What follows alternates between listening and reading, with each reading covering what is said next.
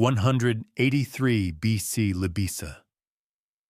The air in the small stone fortress on the coast of Bithynia is thick with the damp chill of the Sea of Marmara and the smell of finality. For a man who had known the biting winds of the Alps and the sun-scorched dust of Apulia, it is a profoundly unimpressive place to die. He can hear them outside, the heavy, rhythmic tramp of Roman legionaries, the clink of armor, the guttural commands of a centurion. They have been hunting him for years, across the entire known world, from the shores of Carthage to the courts of Antiochus the Great, and now to this forgotten vassal kingdom. They are relentless, patient, and utterly devoid of the grace he had admired in his great rival, Scipio. This is the new Rome, a bureaucracy of vengeance. Inside the room, he is an old man, well past 70, his body stooped, but his eyes still holding the glint of a formidable intellect that once juggled the fates of nations. He looks at the ring on his finger, a simple thing of worn metal. He has carried it for decades, a final contingency against this very moment. With a practiced motion, he twists it, revealing the hidden cavity, the dark powder within. This is not a death in battle, not a glorious end under a blood-red sky, but a quiet, bitter resolution in the encroaching gloom. As he brings the poison to his lips, the room seems to fill with ghosts. He sees his father, Hamilcar, his face stern and proud, nodding from the shadows of the temple in Carthage. He sees the terrified eyes of Roman consuls at Trebia and Trasimene. He sees the endless, silent field of Cannae, a carpet of 50,000 dead, the sun setting on the greatest victory any general had ever achieved. And he sees Zama, the dust, the confusion, the terrible certainty of defeat. Let us, then, free the Romans from their long anxiety, he murmurs to the empty room, a final jest laced with a lifetime of contempt, since they do not have the patience to wait for an old man's death. The poison is swift, a cold fire spreading through his veins, and as the world dissolves into darkness, the great Hannibal Barca performs his last strategic maneuver, escaping the enemy on his own terms. This is the narrative of him, the saga of the man whose name was used by Roman mothers to frighten their children into obedience for centuries. Hannibal Barca, a name that signifies at once the pinnacle of military genius and the agony of ultimate crushing failure. The story of his end, a quiet suicide in a provincial backwater, is the lock to the great, agonizing question of his life. How could the man who crossed the Alps with elephants, who annihilated army after Roman army on their own soil for 15 years, who brought the seemingly invincible republic to the very brink of collapse, die a hunted fugitive, thousands of miles from the gates of the city he swore a sacred oath to destroy? This was not merely a lost war. It was a cosmic joke, a tragedy of Shakespearean proportions. He had won everything but the final prize. He had outthought, outmaneuvered, and outfought every general Rome sent against him for more than a decade, only to be undone not by a superior army, but by a confluence of politics, logistics, betrayal, and the unyielding, monolithic nature of his foe. To understand why history's greatest general died in exile, we must first understand the world that forged him, the nature of the enemy he challenged, and the terrible personal burden of the oath that was both his guiding star and the millstone that would ultimately drag him into the depths. This is not a story of a simple defeat. It is the story of how a single man's genius clashed with the unshakable will of a nation-state, and how, in a final bitter irony, the vanquished became the eternal teacher of the victor, his legacy conquering the very city his armies never could. The question is not simply that he failed, But why a victory so complete on the battlefield translated into a strategic failure so profound? To understand this man, we must return to the world of the 3rd century before Christ, a world teetering on a knife's edge, a geopolitical chessboard of violent, ambitious powers. In the West, 2 titans were locked in a struggle for the soul of the Mediterranean. One was the city of Carthage, on the coast of modern-day Tunisia. It was not a nation of soldiers, but a sprawling maritime empire of merchants and sailors, a plutocracy ruled by a council of wealthy oligarchs. Its power was in its navy, its vast trade networks, and its seemingly bottomless purse, which it used to hire the finest mercenary armies the ancient world had to offer. Carthage was the old money, the established power, the shark that ruled the waves. Its adversary was young, hungry, and fundamentally different. The Roman Republic was a land-based power, a wolf. Its strength lay not in wealth, but in an almost inexhaustible supply of citizen soldiers, farmers who would trade the plow for the gladius, bound by a fanatical sense of civic duty, or Romanitas. Where Carthage was a commercial enterprise, Rome was a national project, an expanding agricultural powerhouse that consumed and assimilated its neighbors with ruthless efficiency. The First Punic War between them had ended in 23 years of grinding conflict, with Rome, a nation that barely had a navy to begin with, defeating Carthage at sea and seizing Sicily. This was the uneasy peace into which Hannibal was born, a peace thick with the stench of resentment and the certainty of a second, more terrible war. Meanwhile, to the east, the world was still living in the long shadow of Alexander the Great. His vast empire had fractured into warring Hellenistic kingdoms, the Ptolemies in Egypt, the Seleucids in Asia, and the Antigonids in Macedon. They were old, sophisticated, and decadent, watching the clash of the Western barbarians with a mixture of contempt and growing apprehension, unaware that the winner of this titanic struggle would soon come for them all. This was the stage, a 3-way power struggle where Carthage sought revenge and profit. The Hellenistic kingdoms sought to preserve their fading glory, and Rome sought nothing less than total dominion. The genesis of this epic conflict, the very soul of the Second Punic War, can be traced not to a Senate decree or a clash of armies, but to a quiet, solemn moment in the shadowy confines of a temple. It was the year 237 BC in the city of Carthage. Hamilcar Barca, the greatest of the Carthaginian generals from the First War, a man who had felt the sting of defeat and the humiliation of a treaty forced upon his city, was preparing to depart for Iberia to carve out a new empire for Carthage, a personal fiefdom to rebuild its strength. Before he left, he made a sacrifice at the temple of the city's supreme god, Baal-Hamon. With him was his son, a boy of 9 named Hannibal. According to the histories passed down by Roman writers like Polybius and Livy, after the ritual, Hamilcar called the boy to his side. He asked him if he wished to accompany him to Spain, to a life in military camps among soldiers. The boy eagerly agreed. Hamilcar then took him to the altar, and with the fire of the sacrifice still glowing, he made the child place his small hand upon it and swear an oath. He swore that as soon as he was old enough, he would be an enemy of the Roman people, and that he would show his enmity by deed. This was the defining moment of Hannibal's existence.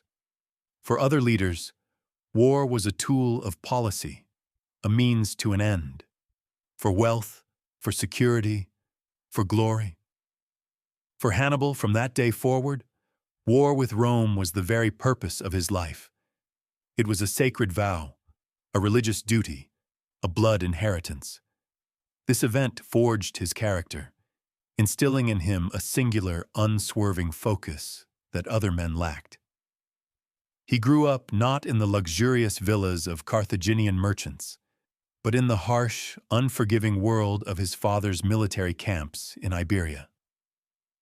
His friends were not the children of aristocrats, but veteran soldiers, mercenaries from every corner of the Mediterranean. He learned to speak their languages, to understand their customs, to command their loyalty not through birthright, but through shared hardship and undeniable competence. He learned to endure extreme heat and cold, to eat when food was available, and to fast when it was not, to sleep on the hard ground wrapped in a military cloak.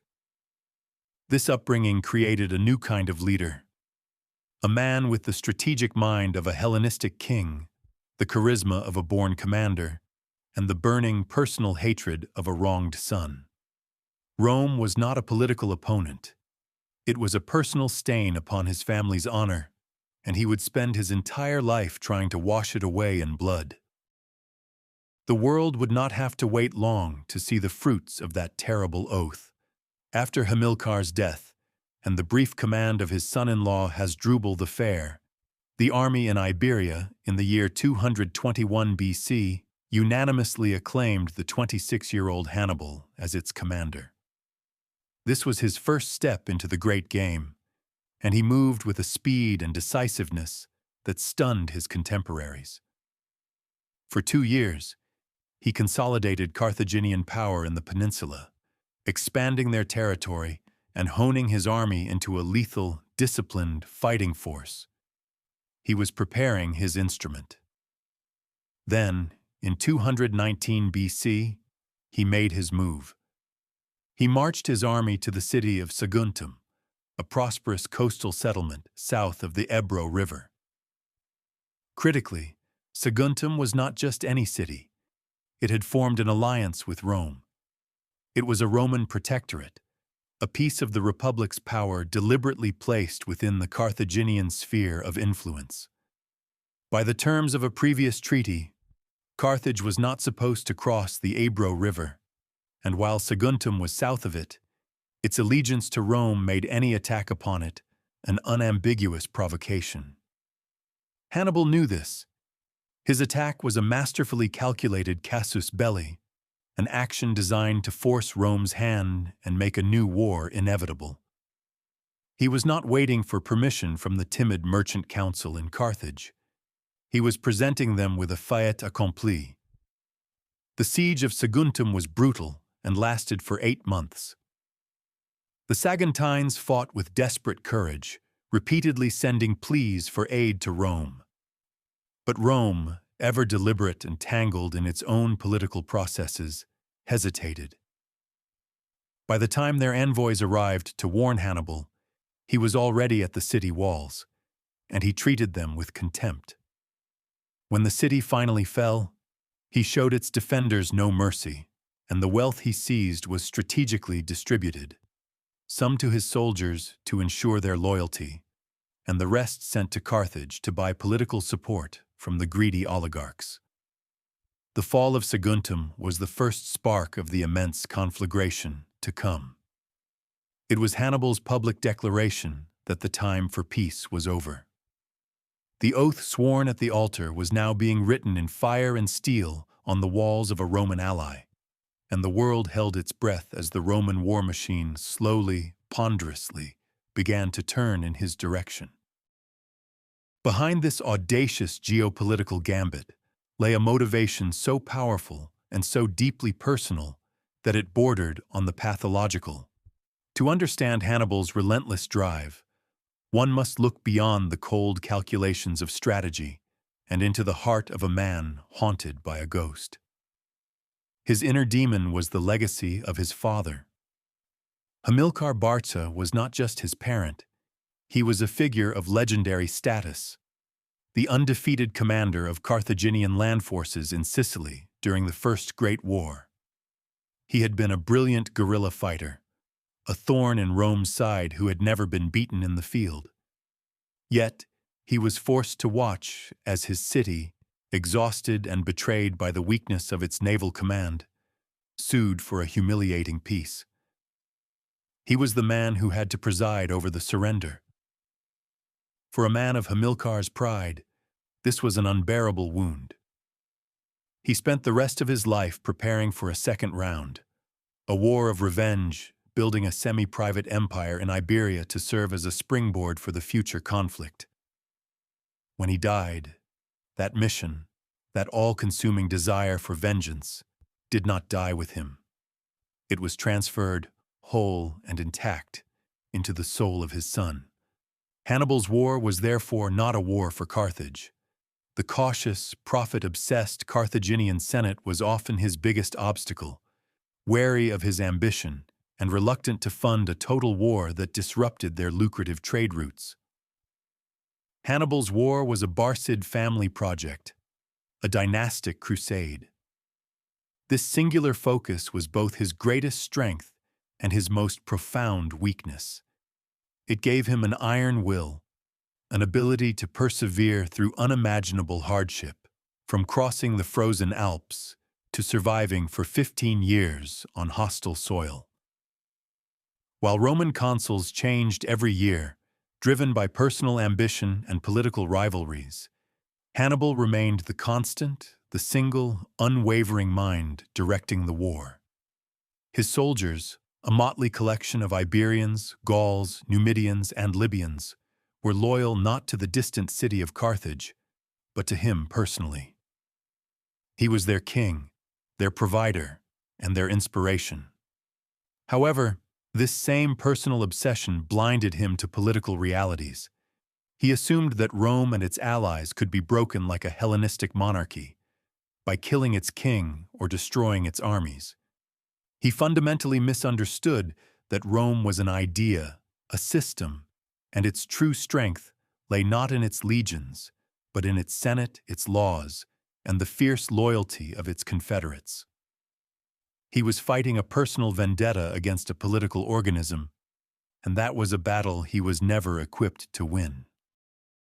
In the spring of the year 218 BC, having secured his base in Iberia and left his brother Hasdrubal in command, Hannibal embarked on the single most defining act of his career, a fateful encounter not with a person, but with geography and the very limits of human endurance.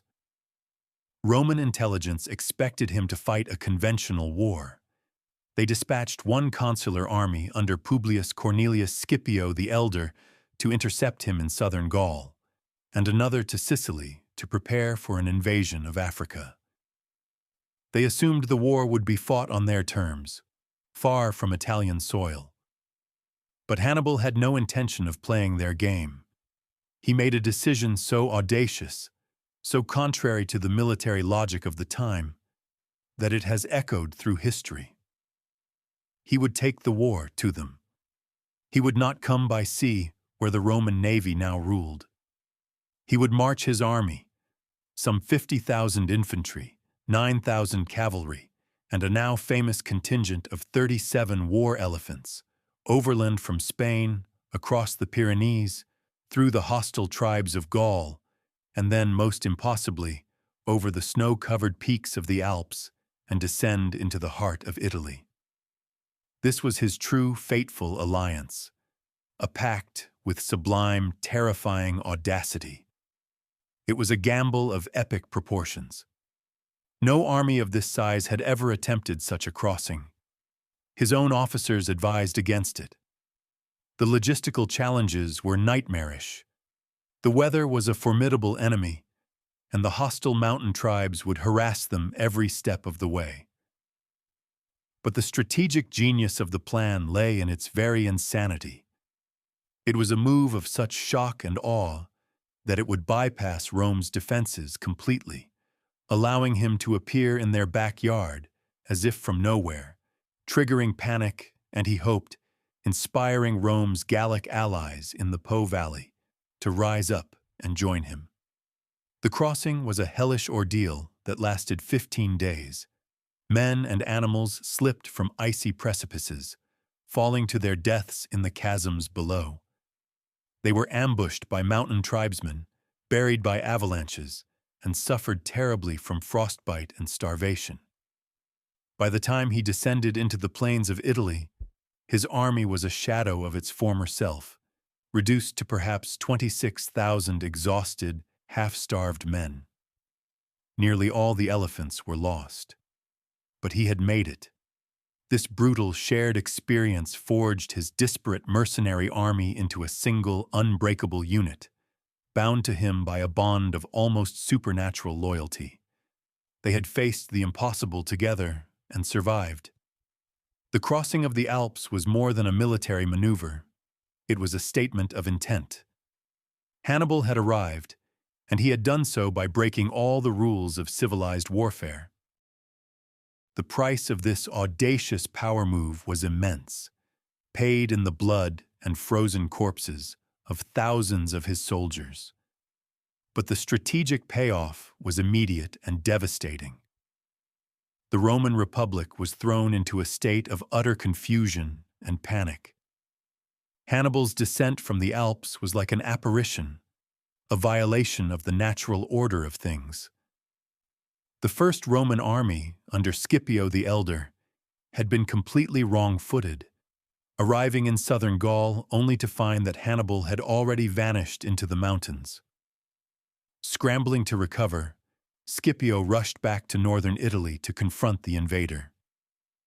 The first clashes at the Ticinus River and then on the banks of the Trebia River in December of 218 BC were a brutal awakening for the Romans. At the Trebia, Hannibal showcased the tactical brilliance that would become his hallmark. On a bitterly cold morning, he lured the overconfident Roman consul, Tiberius Sempronius Longus, into a trap. He sent his Numidian cavalry to harass the Roman camp, provoking them to cross the freezing river without having had their morning meal. As the cold, wet, and hungry Romans engaged his main line, Hannibal sprang his surprise. A force of 2,000 men under his brother Mago, hidden during the night in a concealed ravine, slammed into the Roman rear. The result was a catastrophe for Rome. The consular army was shattered, with losses numbering in the tens of thousands. A few months later, in the spring of 217 BC, Hannibal did it again.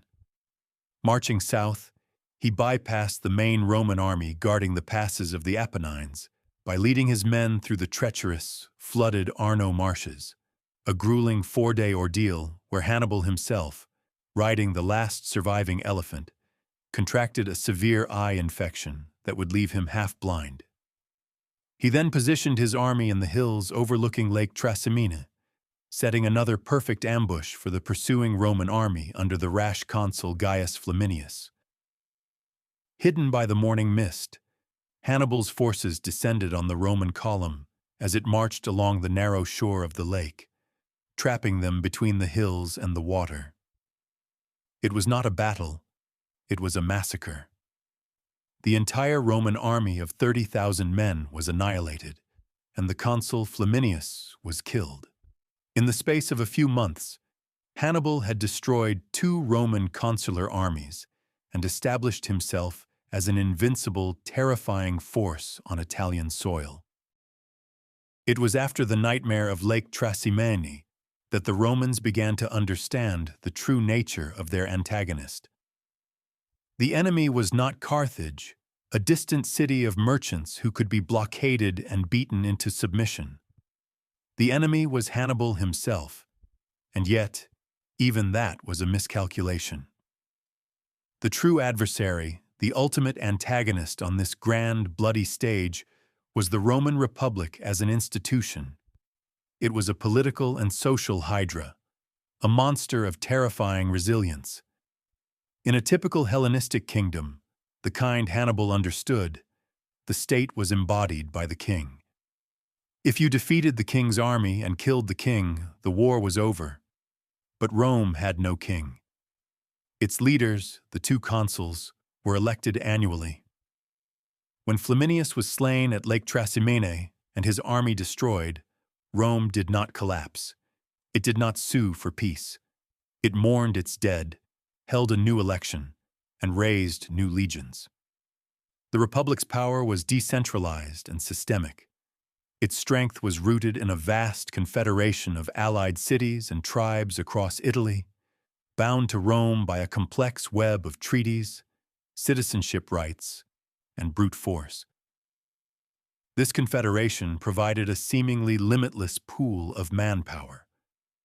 Rome could suffer catastrophic losses that would have shattered any other ancient power and still put fresh armies in the field the next year. This was the enemy Hannibal faced. Not a man, not an army, but a relentless system fueled by a collective national will and an unparalleled demographic advantage. To counter this threat, Rome took an extraordinary step. It appointed a dictator, Quintus Fabius Maximus. Fabius understood that he could not beat Hannibal in a pitched battle. So he invented a new strategy, one that would earn him the mocking nickname Cunctator, the delayer. He refused to engage Hannibal directly. Instead, he shadowed his army, launching small harassing attacks, cutting off his foraging parties, and fighting a war of attrition. He would deny Hannibal the decisive battle he craved, allowing the Republic's superior resources and manpower to slowly grind him down. This Fabian strategy was deeply unpopular in Rome, seen as cowardly and un-Roman. But it was the first sign that Rome was beginning to adapt, to learn, and to understand that this was a new kind of war against a new kind of enemy. For more than a year, Hannibal roamed central and southern Italy, a destructive force that the Romans could not stop, but could only contain. Fabius's delaying tactics were working, but they were a bitter pill for the proud Roman people to swallow. The political pressure in the Senate mounted, fueled by popular leaders who clamored for a decisive battle to crush the invader and restore Roman honor. This internal Roman conflict led to the election of new consuls for the year 216 BC. The aristocratic Lucius Aemilius Paulus and the populist, aggressive Gaius Terentius Varro. They were given command of the largest army Rome had ever assembled, a massive force of some 86,000 men, with clear instructions to seek out and destroy Hannibal. This was the moment Hannibal had been waiting for. Fabius's strategy had starved him of the glory needed to convince Rome's allies to defect. Now, Rome was abandoning caution and offering him the pitched battle he so desperately needed. He chose his ground carefully, on the flat, open plains near the town of Cannae in Apulia, a landscape perfect for his superior cavalry. It was here, on the 2nd of August, that he would face the Roman behemoth. The moment before the battle was his psychological breaking point, a point of no return. As he looked out at the vast, dust-choked lines of the Roman legions, arrayed in their deep, powerful maniples, he knew this was the ultimate test of his life's work. A defeat here would mean annihilation. His army destroyed hundreds of miles from home with no hope of escape. But a victory of the scale he envisioned, could shatter the Roman Confederation, break the Republic's will to fight, and finally fulfill the oath sworn so many years ago. It was in this moment, after the battle was won, that the ghost of a different kind of opportunity would haunt him. After the slaughter, his cavalry commander, Hannibal, famously urged him to march immediately on the city of Rome itself, proclaiming, "In 5 days you will be dining on the capital." Hannibal hesitated. He knew he lacked the siege equipment and the logistical train to take a city as fortified as Rome. He believed the psychological shock of Cannae would be enough, that the allies would flock to his cause, and the Senate would send envoys to beg for peace. In this, he profoundly misread his enemy. He had just achieved the greatest military victory in history, yet in his decision not to march, he let slip the greatest strategic opportunity of his life, a fleeting moment that would never come again. Following the unparalleled triumph at Cannae, Hannibal became the master of southern Italy. The sheer scale of the Roman defeat sent a shockwave across the peninsula, and for the first time, the foundations of the Roman Confederation began to crack. Several important city-states, including the great port of Tarentum and the powerful city of Capua, the second largest in Italy, renounced their allegiance to Rome and allied themselves with Hannibal. This was the opportunity born from the chaos of Roman terror. For the next decade, the war in Italy became a complex, grinding struggle. It was no longer a war of grand, decisive battles, but a war of sieges, skirmishes, and political maneuvering.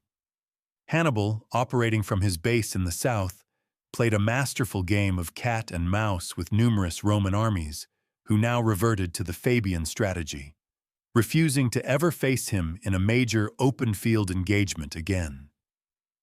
He was a phantom of destruction, a fire that Rome could not extinguish, appearing suddenly to lift a siege, ambush a detachment, or sway a wavering ally. He spent these years trying to build his alternative vision for Italy, a coalition of independent Greek and Italian city-states, freed from Roman domination and operating under his protection. He was not just a general, he was a nation-builder, attempting to dismantle the Roman system from within. He wintered his troops in Capua, a move later criticized by Roman historians as a mistake that softened his battle-hardened veterans with the city's luxuries, though this is likely an exaggeration. The reality was that Hannibal was facing an impossible strategic dilemma. He was winning tactically wherever he went, but he was losing the war strategically. He did not have enough men to be everywhere at once, to protect his new allies and simultaneously threaten Rome itself.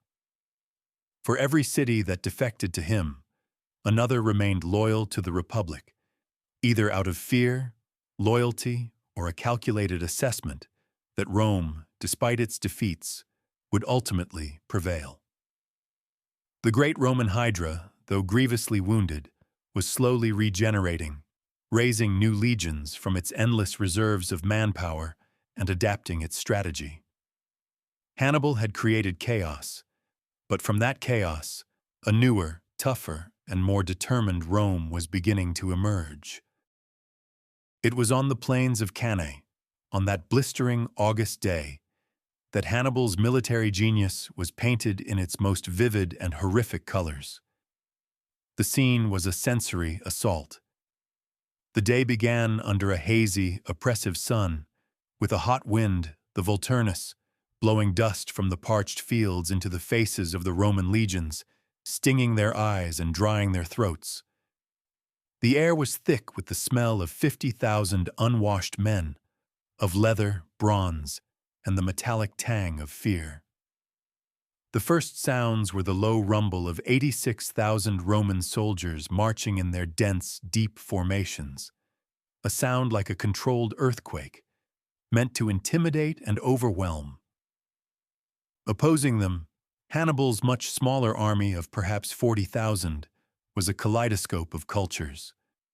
Pale-skinned Gauls with their wild hair and massive broadswords, disciplined Iberian infantry in their white tunics edged with purple, and the superb Numidian light cavalry, dark-skinned riders on small, agile horses, masters of the javelin and the feigned retreat. Hannibal's plan was a work of deceptive simplicity and psychological brilliance. He arrayed his infantry in a crescent, bulging outward toward the Romans, with his weakest troops, the Gauls and Iberians, in the center. His best African veterans were held back on the flanks. The Roman consuls, especially the aggressive Varro, saw this as a sign of weakness and ordered their legions to punch straight through the thin center. The Roman attack began with a deafening roar, the blare of trumpets and the war cries of thousands of men as the heavy infantry legions crashed into Hannibal's crescent. The center of Hannibal's line did exactly what it was designed to do. It bent. It slowly, deliberately gave way, drawing the Romans deeper and deeper into a sack. As the legions surged forward, convinced they were winning, Hannibal's elite African infantry, held in reserve on the wings, wheeled inward, slamming into the exposed Roman flanks. Simultaneously, Hannibal's superior cavalry, led by Hasdrubal on the left and Maharbal on the right, crushed their Roman counterparts, and then, in a perfectly executed maneuver, circled around the rear of the Roman infantry, closing the trap completely. The sounds of battle changed. The clash of steel and the shouts of attack turned into a cacophony of screams. The Roman army, once a disciplined fighting force, was now a helpless, panicked mob, squeezed together so tightly they could barely lift their arms to fight. It was a hellish forge of death that lasted for 8 hours, until the sun set on a field where, by some accounts, more than 70,000 human beings lay dead or dying. This was Hannibal's masterpiece, the greatest tactical victory of the ancient world, and the day Rome's arrogance died.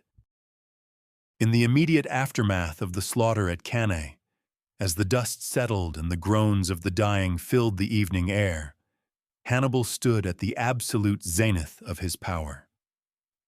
This was his moment of triumph, a victory so total, so artistically perfect, that it seemed to defy the laws of war. He had not merely defeated the largest army Rome had ever fielded. He had annihilated it, erasing it from existence in a single afternoon. In his mind, and in the minds of his commanders, the war was over. He had proven his superiority beyond all doubt. He was not just a general, he was a force of nature, an instrument of divine retribution sent to punish Roman arrogance. This psychological state, this moment of supreme hubris, is critical to understanding his next, fateful decision.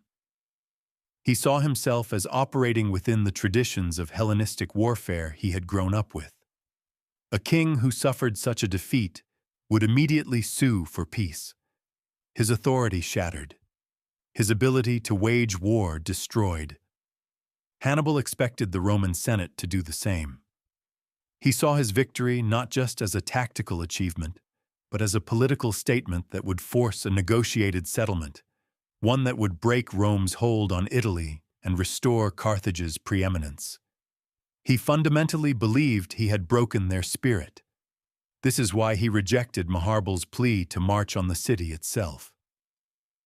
In his calculated view, an assault on the heavily fortified city of Rome was a risky, unnecessary gamble. He lacked the manpower for a long siege. He had no siege equipment, and his army was exhausted. The logical, civilized next step was to wait for the Roman ambassadors to arrive with their offers of surrender. But Rome was not a Hellenistic kingdom. Its spirit was not located in its army or in its consuls, but in the collective will of its senate and its people. When news of Cannae reached the city, the initial reaction was terror, but it quickly hardened into an iron resolve. The Senate forbade public mourning. They refused to ransom the few Roman prisoners who had been taken. They began, immediately, to recruit a new army, enlisting even slaves and boys. Hannibal, the supreme victor, had achieved the opposite of his intention. Instead of breaking Rome's will, he had forged it into something unbreakable. His moment of greatest triumph was also the moment of his most profound misunderstanding of the enemy he had sworn to destroy. For every great protagonist, history provides an antagonist, a figure who serves as a dark mirror, an equal and opposite force. For Hannibal, that man was not one of the bumbling consuls he had so easily dispatched at Trebia, Trasimene, or Cannae. His true nemesis would emerge from the ashes of those defeats, a young man who had witnessed the catastrophes firsthand and had dedicated his life to understanding the mind of his family's and his nation's tormentor. His name was Publius Cornelius Scipio. The chemistry between them was that of the master and the prodigy, the innovator and the student, who would ultimately perfect his teacher's methods. Scipio was everything the other Roman generals were not. He was young, charismatic, and most importantly, intellectually flexible. While his peers were hidebound by traditional Roman military doctrine, a straightforward, bludgeoning approach to warfare, Scipio was obsessed with Hannibal. He had been present at the defeat at the Ticinus River and had survived the slaughter at Cannae. He did not see Hannibal as a monster, but as a puzzle to be solved. He deconstructed Hannibal's victories, studying his use of terrain, his psychological traps, his brilliant coordination of infantry and cavalry, and his mastery of intelligence and reconnaissance. He understood that to beat Hannibal, a Roman general had to become like Hannibal. Scipio was given command of the Roman forces in Spain at the remarkably young age of 25, after his father and uncle had been killed there. It was in Spain, Hannibal's own power base, that Scipio began to apply the lessons he had learned. He used surprise, speed, and deception, tactics straight from the Carthaginians' playbook, to capture the city of New Carthage in a stunning raid. He trained his Roman legions to fight in smaller, more flexible units, mimicking the adaptability of Hannibal's multinational force. He even cultivated a personal charisma, inspiring a devotion in his troops that was more akin to the loyalty Hannibal commanded than the typical discipline of a Roman army. Scipio was creating a new model of Roman generalship, one forged in the crucible of Hannibal's war. He was not just fighting the war, he was learning from it, and in doing so, he was preparing himself for the final, inevitable confrontation with the master himself, a showdown that would decide the fate of their world. While the story of Hannibal is dominated by his legendary battles, the 15 years he spent on the Italian peninsula were far more than just a string of military encounters. It was a sustained, complex, and ultimately failed political project. This was his war within the war, a constant struggle to build a new order on the ruins of the old Roman system. After Cannae, when his dream of a quick Roman surrender evaporated, Hannibal was forced to become a statesman. He presented himself to the peoples of southern Italy not as a foreign conqueror, but as a liberator. He promised to free them from the heavy hand of Roman taxation, from the mandatory military levies, and from the political domination that had suppressed their own cultures, especially among the Greek cities of Magna Graecia. To this end, he was remarkably successful at first. He scrupulously respected the local customs and governments of the cities that joined him. He released Italian prisoners after his battles, always drawing a sharp distinction between them and the Romans, whom he treated with utmost severity. He was attempting to perform a delicate political surgery, to methodically cut the sinews of loyalty and fear that bound the Italian Confederation to Rome. He signed a formal treaty with Philip V of Macedon, trying to open a second front against Rome from the east, a grand strategic vision that showed he was thinking far beyond the borders of Italy. He also had to manage the impossibly complex logistics of his own army. For over a decade, he fed, paid, and equipped a large professional fighting force in the heart of enemy territory, with almost no support from his home government in Carthage. This achievement alone is a testament to his administrative genius. However, this entire political project was built on a foundation of sand. His presence was both a shield and a magnet for destruction. Any city that allied with him immediately became a primary target for the revived and vengeful Roman legions, who waged a brutal campaign of reconquest, punishing defectors with exemplary cruelty. Hannibal was a brilliant general, but he was not a god. He could not be everywhere at once, and as the years wore on, the sheer, grinding weight of Roman manpower and resources began to tell. His war of liberation slowly devolved into a desperate struggle to protect his dwindling allies, trapped in a bloody stalemate that he could not win. The grand drama of Hannibal's war with Rome was profoundly influenced by forces far from the Italian battlefields, by the onions and vegetables of the geopolitical context that gave the conflict its bitter flavor. Chief among these was the internal politics of his own city, Carthage. While Hannibal was bleeding Rome in Italy, he was himself being slowly bled by the government he served. The Carthaginian state was not a unified autocracy, but a fractious oligarchy dominated by powerful merchant families.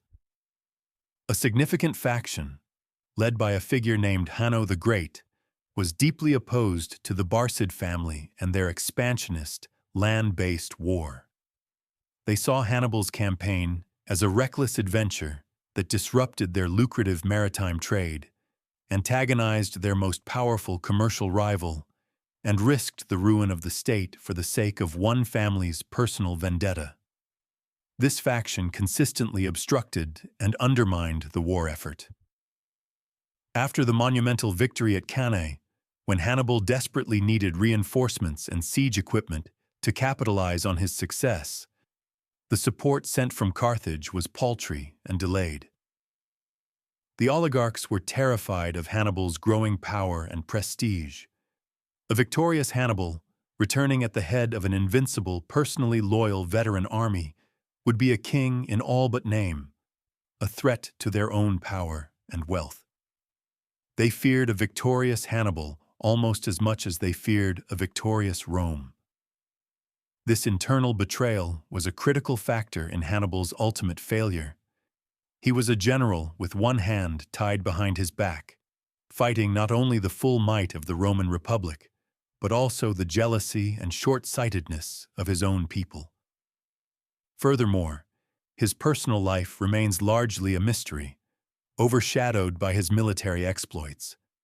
He had a wife, an Iberian princess named Emilce, whom he married before leaving for Italy and whom he never saw again. His family, his brilliant brothers Hasdrubal and Mago, were his most trusted lieutenants, fighting and ultimately dying in the service of his grand strategy.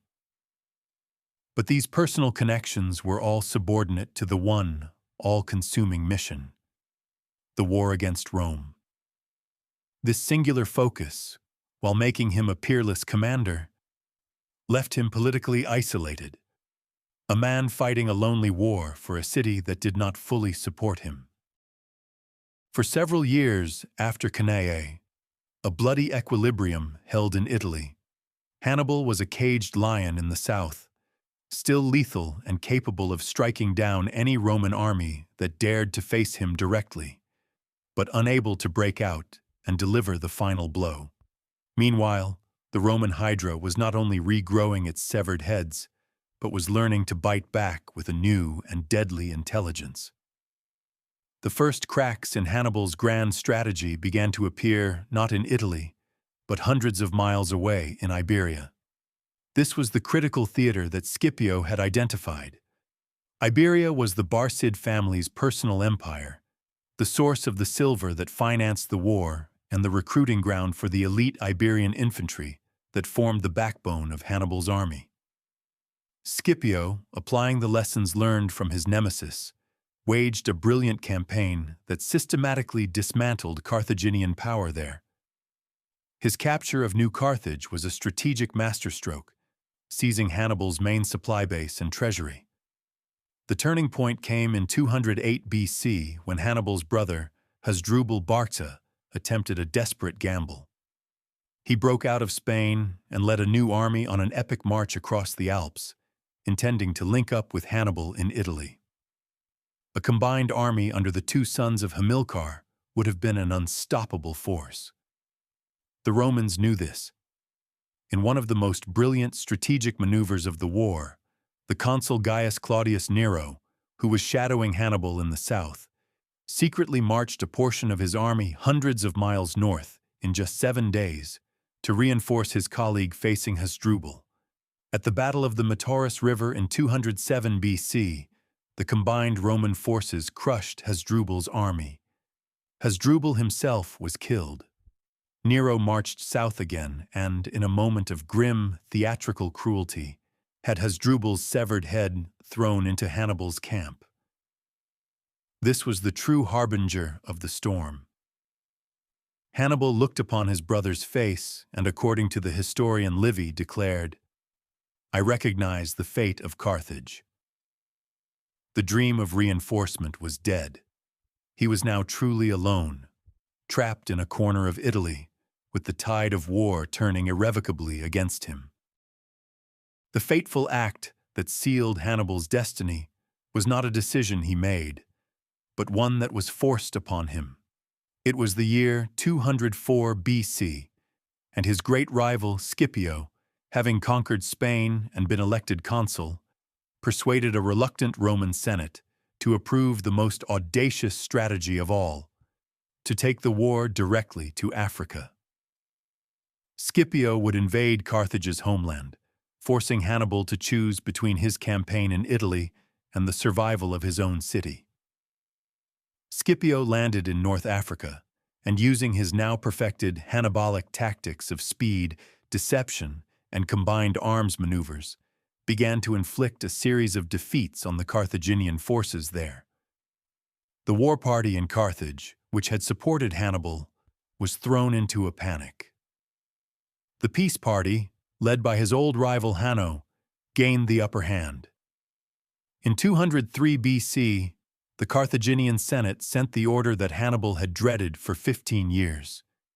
He was to abandon Italy and return to defend the homeland. The psychology of this moment must have been agonizing. He had spent his entire adult life, the prime of his manhood, fighting on Italian soil. He had come closer than anyone in history to destroying the Roman Republic. To leave now felt like an admission of failure. He had sacrificed everything: his wife, his home, 2 brothers, and hundreds of thousands of soldiers for this single-minded quest. According to Livy, he listened to the envoys with groans and tears of rage, bitterly accusing the Carthaginian Senate of finally dragging him back not through the valor of the Roman people, but through their own jealousy and malice. Yet he was a patriot. He obeyed. The departure of his army from the shores of Italy was a somber, funereal moment. His veteran soldiers, the remnants of the army that had crossed the Alps, men who had known no other life than following him, wept openly.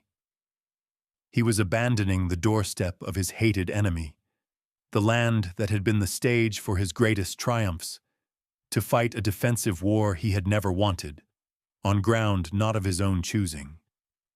He was no longer the hunter. He was being drawn into a trap set by his own brilliant student. The stage was set for the final, epic confrontation, the clash that would decide the fate of the Mediterranean for the next 500 years. In the year 202 BC, near the town of Zama, the 2 greatest generals of the age finally met face to face. It was the ultimate catastrophe, the resolution of a conflict that had spanned decades and continents. Hannibal, commanding a hastily assembled army of his Italian veterans, supplemented by raw Carthaginian levies and a formidable force of 80 war elephants, faced Scipio, leading a smaller but highly trained, disciplined, and battle-hardened Roman army, supported by the superb Numidian cavalry of King Massinissa, who had crucially defected from Carthage to the Roman side. The pre-battle conference between the 2 commanders, as recounted by the ancient historians, is a moment of high drama. Hannibal, the aging master, acknowledged Scipio's skill and offered a peace treaty that would have left Carthage intact. Scipio, the confident young challenger, refused. He had come too far. The battle itself was a masterpiece of tactical adaptation on Scipio's part. He had a plan for Hannibal's elephants, the ancient world's equivalent of tanks. He arranged his infantry maniples not in the usual checkerboard formation, but in straight columns, leaving wide lanes through his army. When the elephants charged, Roman skirmishers and trumpeters goaded them down these corridors, where they were either killed by javelins from the flanks or simply ran harmlessly out the back of the formation. Some even panicked and charged back into Hannibal's own lines. With the elephant threat neutralized, the infantry battle began, a grinding, bloody affair where Hannibal's veterans initially gained the upper hand. But the decisive factor was the one Hannibal had used to win so many of his own victories: cavalry. Scipio's Roman and Numidian cavalry, led by Massinissa, quickly defeated their Carthaginian counterparts and, instead of pursuing them off the field, executed the classic Cannae-style maneuver, wheeling back to crash into the rear of Hannibal's infantry. Surrounded and attacked from both front and back, Hannibal's army, for the first time in his career, completely collapsed. The dream was over. The invader of Italy, the victor of Cannae, had been decisively beaten. The great saga of the Second Punic War ended not with a bang, but with the screams of a slaughtered Carthaginian army in the dust of its own homeland. The defeat at Zama was more than just a military loss. It was the collapse of Hannibal's entire world. He escaped the battlefield and returned to Carthage, a city he had not seen in 36 years, since he was a boy of 9. He entered the Senate and, with the blunt realism of a soldier, told the stunned oligarchs that they had no choice but to accept Rome's terms. The peace treaty was crushing. Carthage was stripped of its overseas territories. Its navy was reduced to a token force of 10 ships. It was forbidden from waging war without Rome's permission, and it was saddled with a crippling war indemnity to be paid over 50 years.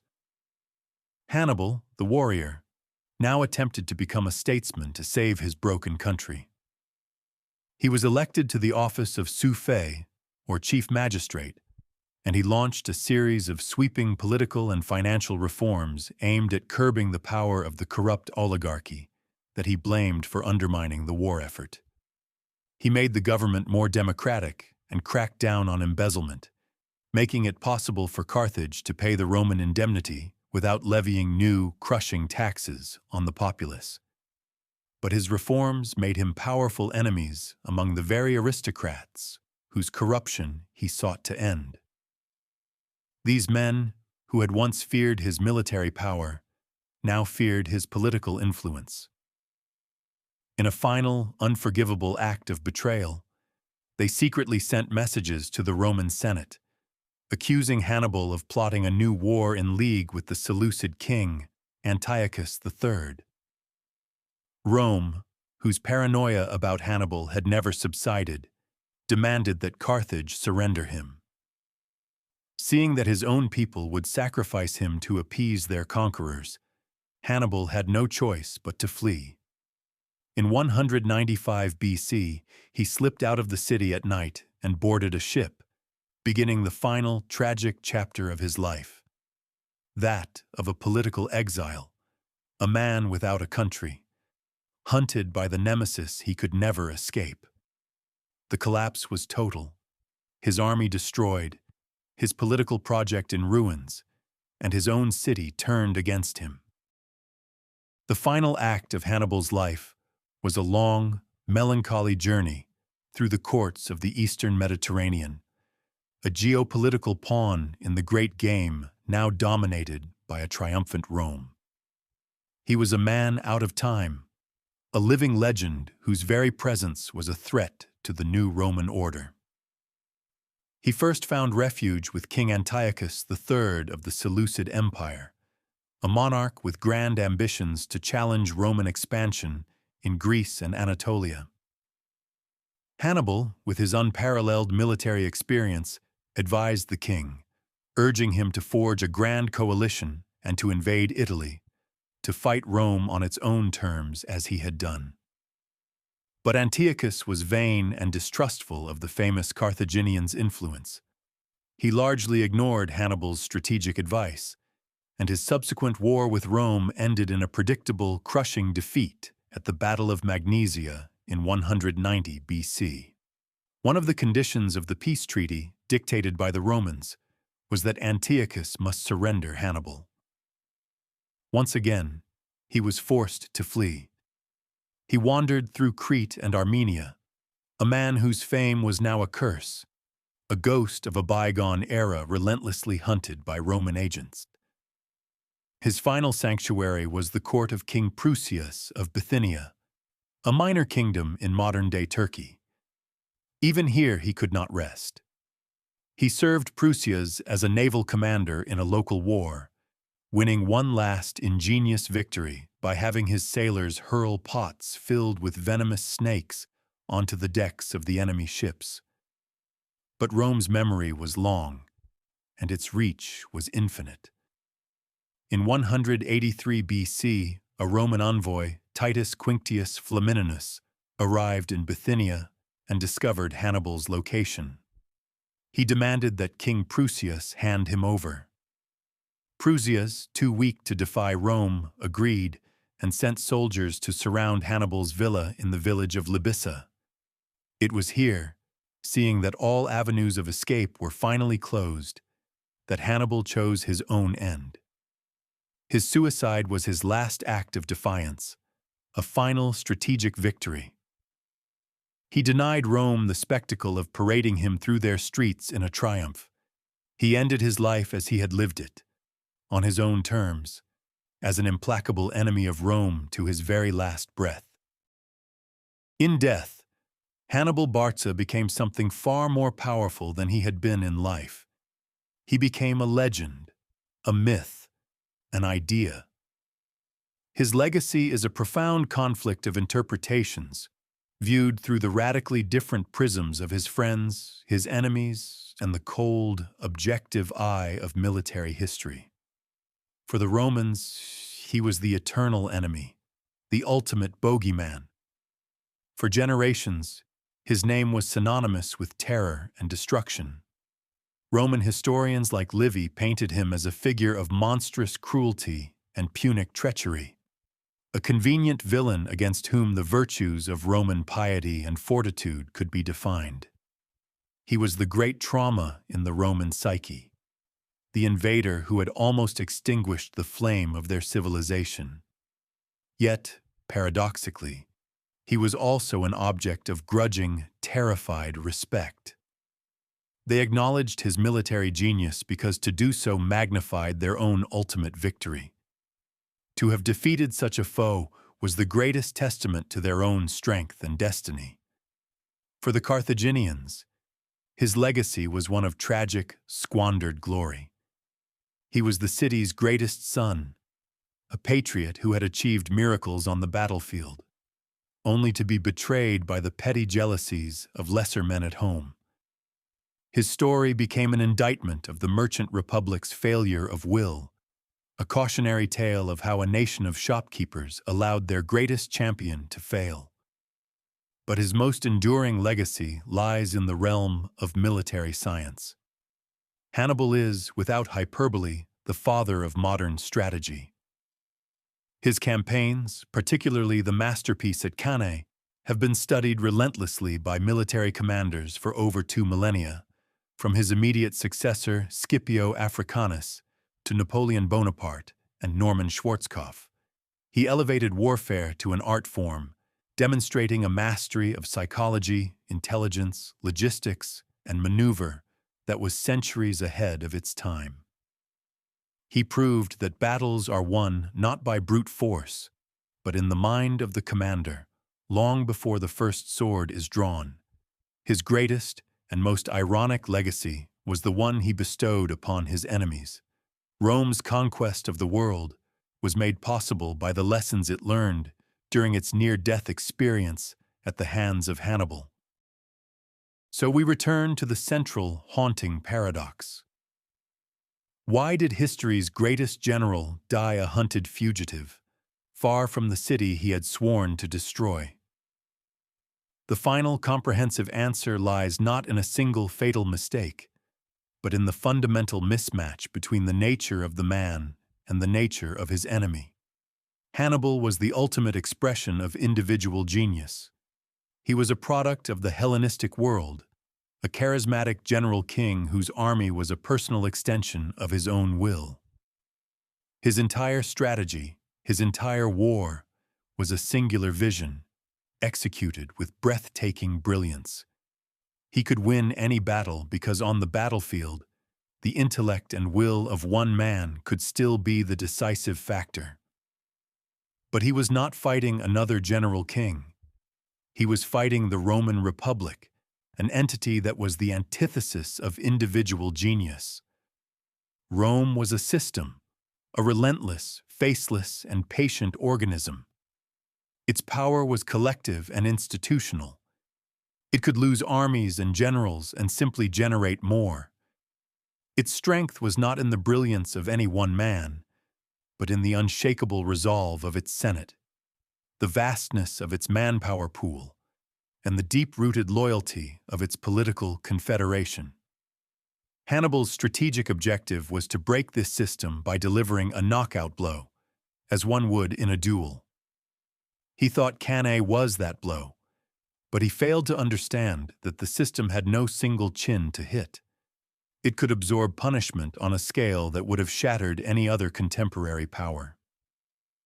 Furthermore, he was a man fighting on two fronts. His war against Rome was mirrored by a political war against the oligarchy in Carthage, who starved him of the resources he needed at critical moments. He was a strategic genius let down by a flawed political structure at home. Ultimately, Rome won not because it had a better general, for 17 years it did not, but because it had a superior political system, deeper reserves of manpower, and an unshakable will to survive that Hannibal's brand of personal genius simply could not overcome. His enemy conquered him by outlasting him, by turning the war into a contest of resources and national will, a contest a lone general, no matter how brilliant, could never win. The verdict of history on the life of Hannibal Barca is therefore a profound and universal lesson on the limits of individual greatness in the face of systemic power. His life is a tragedy in the truest sense of the word. The story of a man of supreme talent and unbreakable will who was ultimately broken by forces beyond even his control. It is a timeless narrative about the clash between the brilliant individual and the resilient collective. Hannibal's personal obsession, the oath sworn as a child, was the source of both his incredible strength and his fatal blindness. It fueled his 15-year odyssey in Italy, a feat of military endurance unparalleled in history. But it also locked him into a personal vendetta against an impersonal foe, preventing him from fully grasping that Rome's center of gravity was not its legions on the battlefield, but its political consensus in the Senate. His story teaches us that wars are not merely contests of tactical brilliance. They are clashes of societies, of political systems, of economies, and of national wills. A general can win every battle, as Hannibal nearly did, but still lose the war if the strategic, political, and logistical foundations are not secure. He was a man ahead of his time, a master of a form of warfare that Rome would learn from him and then use to build its own empire. He was the poison that nearly killed the Republic, but in surviving that poison, the Republic developed an immunity, an institutional toughness that made it invincible for the next 5 centuries. His life stands as a testament to the idea that a flawed hero who fights for a flawed cause against a stronger system is destined for a glorious, but ultimately tragic, failure. He was the greatest warrior of a dying world, and his defeat signaled the dawn of a new one, a world that would belong not to charismatic adventurers, but to the patient, brutal, and systematic power of Rome.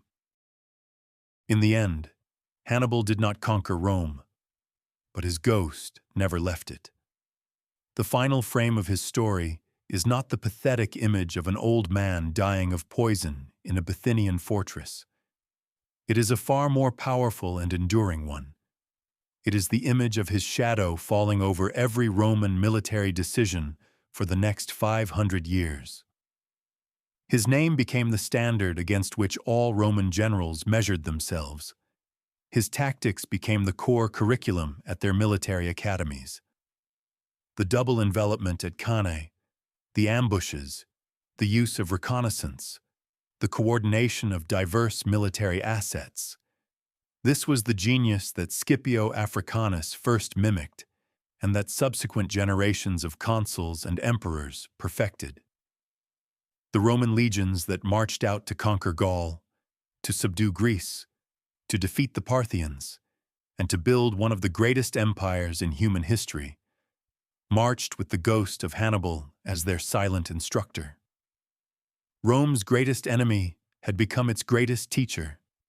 They had hunted the man to the ends of the earth and driven him to a lonely death, but they could never kill his ideas.